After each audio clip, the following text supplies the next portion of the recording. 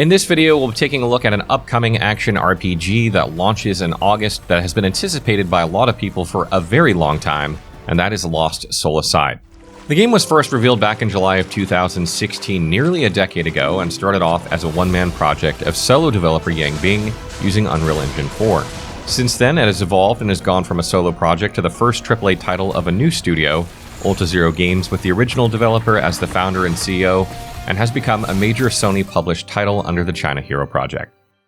So what exactly is Lost Soul Aside? Lost Soul Aside is going to be a single-player action role-playing game blending fast-paced, combo-driven hack-and-slash combat with exploration and character progression, promising a unique experience following the main protagonist, Kaser. Embark on an epic odyssey to save your younger sister and the whole of humanity from mysterious dimensional invaders from beyond the starlit skies, reads the synopsis of Lost Soul Aside on Steam. From the trailers, we can see that we'll be going through multiple environments ranging from ancient ruins, modern cities, to technologically advanced structures. I think this is a good choice for setting because it will not limit the title to a certain theme and environment, allowing for a wider range of locales to visit and explore during your time with the game. On our journey, Kaser will have a powerful shape-shifting interdimensional dragon named Arena as a companion who becomes fused with him, and will also act as various weapons that we can use to fight in our adventures. The characters in the premise are very reminiscent of the Final Fantasy games, and the lead developer, Yang Bing, has stated that he's a huge fan of the Final Fantasy series, and he chose the art style references not because they're popular, but simply because he genuinely loves that kind of art style. The combat of Lost Soul Aside looks like it'll be fast-paced, with Kaser performing various combos using multiple spells and skills with different weapon types. In the trailers that have been released, we can see Arena taking various shapes ranging from long swords and great swords to claws, with Kaser switching between various forms during the fights. We can also clearly see Kaser performing parries, perfect dodges, and aerial dodges to weave out of various attacks when going up against bosses to dodge screen-filling attacks. First, Berserker Kazan proved that a Souls-like game does not necessarily have to limit itself to a slow and deliberate combat system, and Sekiro and Wo Long have already shown it's possible to make a Souls-like game without a stamina system. Lost Soul Aside is listed as an action RPG, but instead it looks like the combat will feel like something similar to Devil May Cry or Ninja Gaiden, with its fast-paced and stylish movements leaning more towards action, while also providing players with ample amount of challenge to overcome. During his interviews with various media outlets, Yang, the original developer and now head of the studio, also said that he plays a lot of action games and still plays them, so he specifically made sure that the game felt right and that all animations were what he and many players would expect in an action game to be. Yang also promised that the gameplay will be a very smooth experience, including combat and interactions with the environment, that he and the studio have strived to ensure that the player's input receives immediate feedback, translating to quick, precise, and fluid movements of Kaser within the game. In addition to fast-paced combat, Lost Soul Aside will also have an RPG system where you'll be able to level up Kaser, including unlocking new abilities, improving stats, and discovering new weapon forms for Arena with unique playstyles. In addition to the various forms, we have also seen our dragon companion putting up shields that can block enemy attacks, helping us glide in the air after a double jump, showcasing the various skills or abilities that we'll be able to utilize during our trials and tribulations. Although we have not seen much of this system in detail, there are already descriptions on the Steam page hinting at what the system might entail.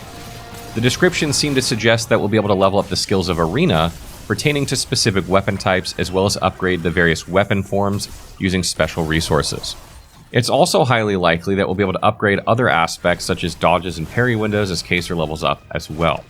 From the Steam description, it does seem like Kaser will have access to multiple playstyles that players can choose from, depending on their preference, using a multitude of weapons and skills.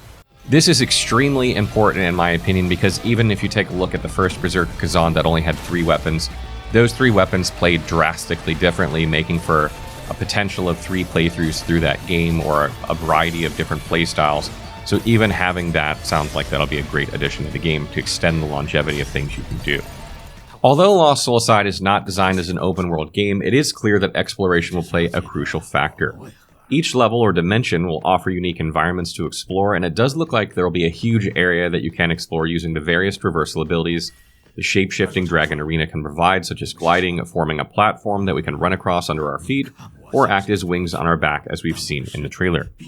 Even though the exploration aspect of Lost Soul Aside has not been heavily highlighted in the trailers leading up to the launch of the game next month, the very first reveal trailer did include a huge open area that players could explore, But since the game has come a very long way since then, we can't be sure how much has remained since that reveal trailer, but I am confident that exploration will be an important part of the game, where we'll gain resources to upgrade our weapons and secret bosses to find and overcome in the various huge dimensions we'll be traveling across.